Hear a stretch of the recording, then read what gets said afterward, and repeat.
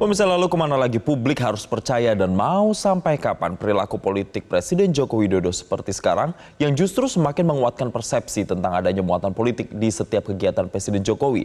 Kita akan membahasnya bersama dengan peneliti senior BRIN, Prof. Siti Zuhro, dan tenaga ahli utama Kedeputian 4 KSP, Johannes Joko. Selamat pagi, Prof. Siti Zuhro. Selamat pagi, Pak Johannes. Selamat pagi, Mas Jason. Selamat pagi, Bu Siti. Selamat pagi, para pemirsa Metro TV. Baik, terima kasih telah bergabung bersama kami. Saya mau ke Pak Johannes dulu terlebih dahulu. Pak Johannes, kalau kita melihat Pak Jokowi ini beberapa kali terjun langsung untuk memberikan bansos seperti kemarin di Bantul, sebelumnya lagi ada di Salatiga. Memberikan yang katanya adalah ini bansos untuk pangan cadangan. Kenapa harus Presiden Joko Widodo yang turun langsung?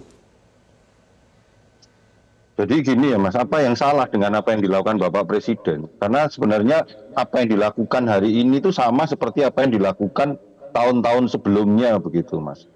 Memang benar kita dalam situasi, kalau kita lihat situasi kita ini kan sekarang situasi bangsa ini kan dalam tekanan krisis geopolitik.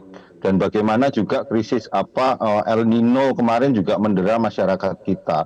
Jadi harus dilihat bahwa pembagian bansos saat ini, satu itu memang sudah terprogram gitu, dan yang memprogramkan juga bukan hanya pemerintah loh. Ini bantuan ini juga mendapatkan persetujuan melalui sebuah proses tata kelola yang rigid, kemudian kementerian dan lembaga merencanakan, dan DPR di dalamnya juga dari berbagai partai-partai ada di situ itu memberikan persetujuan begitu. Nah, urgensinya hari ini kalau kita lihat masyarakat di bawah ini kan sedang menghadapi sebuah tekanan begitu. Tekanan karena memang krisis kenaikan harga-harga pangan karena krisis geopolitik. Tekanan karena kondisi El Nino yang baru saja dilewati. Maka apa iya dalam situasi kita ada event politik seperti ini pada situasi hari ini lalu kondisi tekanan masyarakat itu kita abaikan begitu. Ya, ini kan artinya ada tekanan masyarakat begitu, tekanan begitu. Yang ada urgensi di masyarakat yang kemudian membuat Presiden harus terjun langsung begitu. Saya mau minta tanggapan dari Prof. Siti Zuhro kalau begitu. Prof. Siti, Presiden ini turun langsung yang katanya ini kan memang sudah terprogram begitu. Tapi bagaimana kemudian kita bisa memisahkan ini bansos yang benar-benar bantuan karena tadi ada urgensinya dengan adanya upaya untuk elektoral paslon tertentu. Karena itu kemudian sudah menguat di masyarakat persepsinya. Ya, tentu ini tidak bisa dilepaskan dari kondisi saat ini yang sedang ini masa kampanye. Karena ini masa kampanye, tentu tarikan politik itu tidak bisa dinafikan dan pasti dihubungkan ke sana. Ya, ini kan kita bicara tentang birokrasi, bantuan sosial gitu ya, dan masyarakat. Jadi kata kuncinya 3. Ada kaidah di birokrasi. Bagaimana kita menjaga agar marwah birokrasi kita ini tidak terkontaminasi oleh kegiatan-kegiatan politik praktis yang seperti ini. Jadi setiap 5 tahun, baik itu pemilu nasional maupun pemilu daerah, ini senantiasa menarik-narik birokrasi ke arena politik, kan seperti itu. Maka Pak Jokowi ini tentu sebagai gitu ya, pemegang otoritas tertinggi bidang eksekutif gitu ya, dan tentu memimpin birokrasi mulai nasional, provinsi, kabupaten, kota, terus sampai ke desa kan gitu. Maka beliau ini harus menjadi role model, menjadi contoh bagaimana agar birokrasi tidak terkontaminasi oleh politik, bantuan-bantuan sosial juga tidak disimpangkan hanya semata-mata untuk mendongkrak elektabilitas. Jadi kalau memang ingin tidak dikait-kaitkan dengan praktek politik praktis atau katakan menyuap, meminta istilahnya ya, quote unquote, meminta dukungan dari masyarakat dengan cara-cara memberikan sembako atau bantuan sosial seperti itu yang notabene ini kan bukan dari uang koceknya Pak Jokowi kan gitu. Ya. Itu harus memang dikedepankan, disampaikan sehingga tidak ada kesalahpahaman seperti yang disampaikan oleh Mas Joko tadi itu.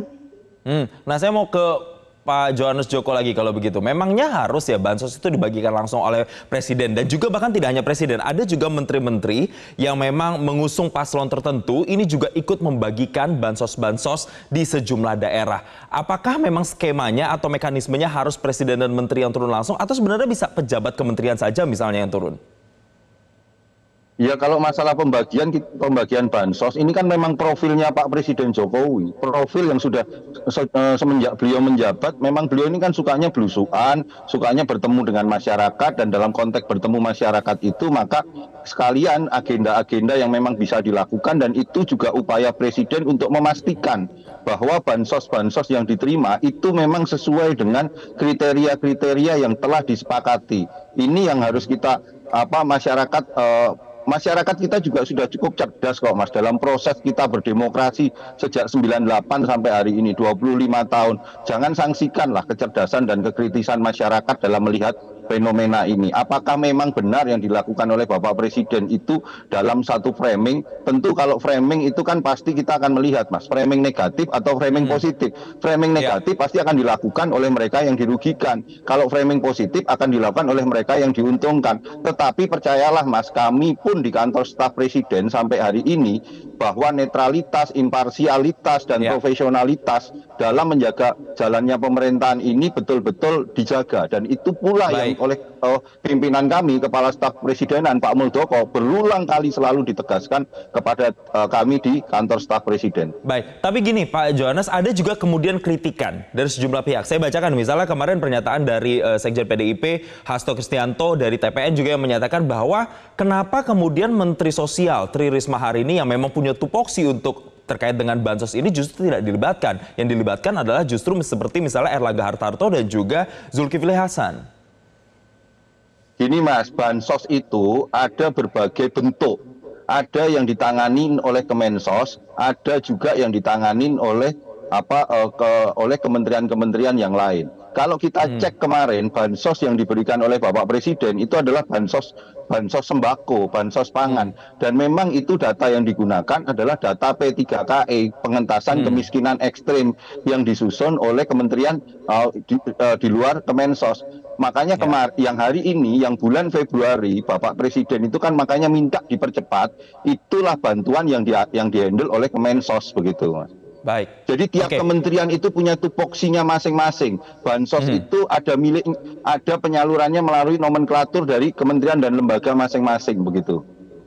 Ada tupoksinya masing-masing. Nanti saya akan tanya ke Prof. Siti Zuro. Lalu kemudian kalau menurut Prof. Siti, siapa yang seharusnya lebih etis gitu untuk kemudian di tahun politik atau jelang pemilu ini turun langsung membagikan bansos? Dan kemudian ada juga ini fenomena yang kemarin diperbincangkan hangat adalah soal adanya anggaran bansos yang naik hingga 20 triliun. Nanti kita akan kaitkan itu, tapi usai jeda berikut ini, Prof. Siti dan juga Pak Johannes, usai jeda tetaplah bersama kami. Kembali kita lanjutkan perbincangan. Saya langsung mau ke Prof. Siti Zuro. Tadi Pak Johannes bilang ada menteri-menteri yang memang punya sudah topoksinya masing-masing begitu. Saya mau ke Prof. Siti. Lalu bagaimana kemudian mekanismenya di lapangan? Siapa yang benar-benar harusnya di jelang pemilu ini kalau mau bansos harus turun? Apakah perlu dengan presiden atau dengan menteri-menteri langsung atau cukup misalnya dengan pejabat kementerian saja? Ya, ini harus mendapatkan perhatian yang sangat serius ya menurut saya, supaya tidak silang sengkarut nantinya apa yang dilakukan oleh Pak Presiden dan para menteri-menteri ini. Jadi menurut saya sebetulnya birokrasi ini sudah ada kaidahnya gitu ya. Di pemilu saat ini, kampanye yang sudah dibolehkan ini tidak hanya satu pasangan calon, ada 3 pasangan calon, Mas. Ketika ada 3 pasangan calon, maka ya, kompetisi kontestasi yang free and fair itu harus dijaga betul supaya tidak ada tuduhan-tuduhan gitu ya, ucapan-ucapan gitu, sangkaan-sangkaan kepada Pak Presiden. Sebagusnya bansos itu tidak perlu ditangani sendiri oleh Pak Presiden gitu, karena sebelum-sebelumnya bansos itu ya cukup oleh Menteri Sosial, lalu berkoordinasi dengan pemda-pemda terkait gitu ya, pihak-pihak terkait untuk diserah terimakan, disalurkan kepada the needy yang memang memerlukan, kan itulah. Ini yang harus betul-betul diluruskan. Kalau tidak, maka 2 pasangan calon, karena ada 3 pasangan calon, seolah-olah Pak Jokowi ini bekerja itu double track gitu istilahnya. Jadi satu sisi dia sebagai presiden ingin melihat lapangan gitu ya, karena sudah menjadi wataknya, karakternya untuk turun gunung kan gitu. Tapi sisi yang lain dia sudah mengatakan boleh loh berpihak, boleh loh gitu ya, katakan berkampanye kan gitu.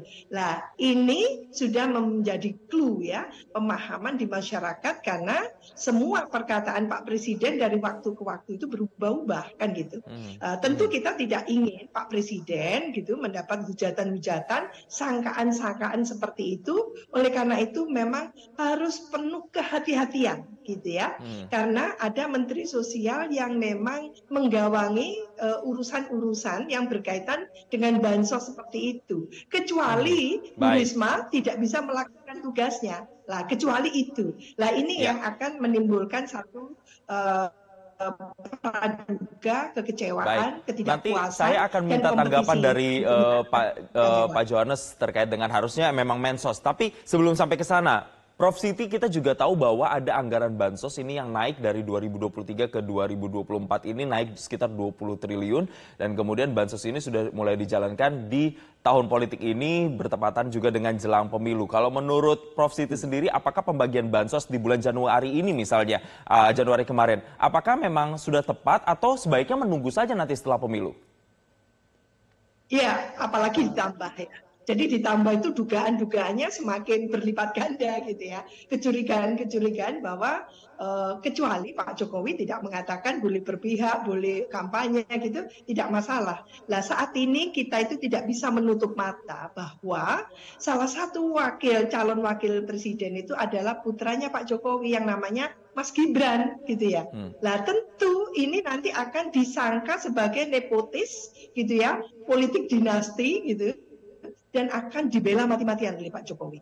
Nah, kita tidak mau presiden disangka-sangka seperti baik, saya mau ke Pak Johannes. Apalagi berarti akan ada dua anggaran. Ya.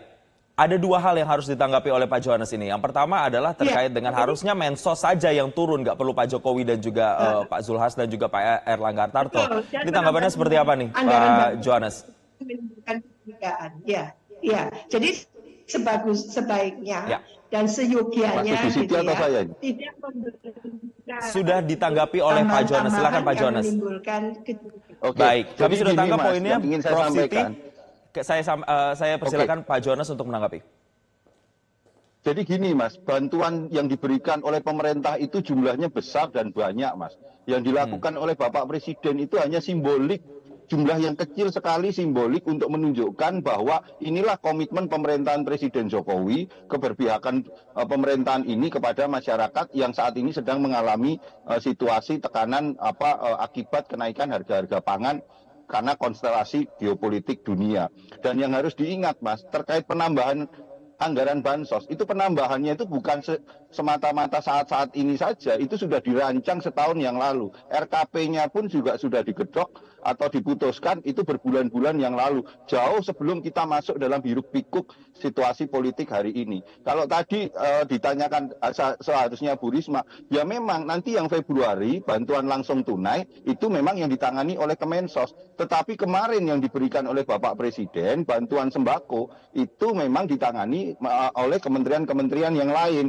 Memang inilah ada pembagian-pembagian tugas, dan pada titik ini masyarakat mari kita ajak untuk sama-sama mengerti situasinya. Saya sepakat dengan apa yang dikatakan Prof. Siti. Memang perlu tata kelola yang lebih clear dan lebih jelas dalam penyaluran bansos ini. Tetapi wajar menurut saya bahwa Bapak Presiden sebagai pimpinan pemerintahan ini, kepala pemerintahan ini melakukan simbolik pembagian-pembagian bansos itu dalam kaitannya bahwa menunjukkan komitmen pemerintah dalam berpihak kepada masyarakat yang sedang mengalami tekanan pada situasi saat ini. Baik, silakan Prof. Siti. Apakah ini pembagian bansosnya kalau tadi dikatakan kan memang adanya urgensi di masyarakat yang cukup tinggi, ada demand yang cukup tinggi di masyarakat. Artinya memang sudah sesuai dengan kalender kebutuhan saat ini? Iya, jadi kalau itu akan dilakukan terus oleh Pak Jokowi, ini akan menimbulkan polemik ya. Ada resistensi nanti dari publik gitu, yang tidak welcome, yang tidak happy, karena lalu kompetisi kontestasinya mau dibawa kemana ini kan gitu.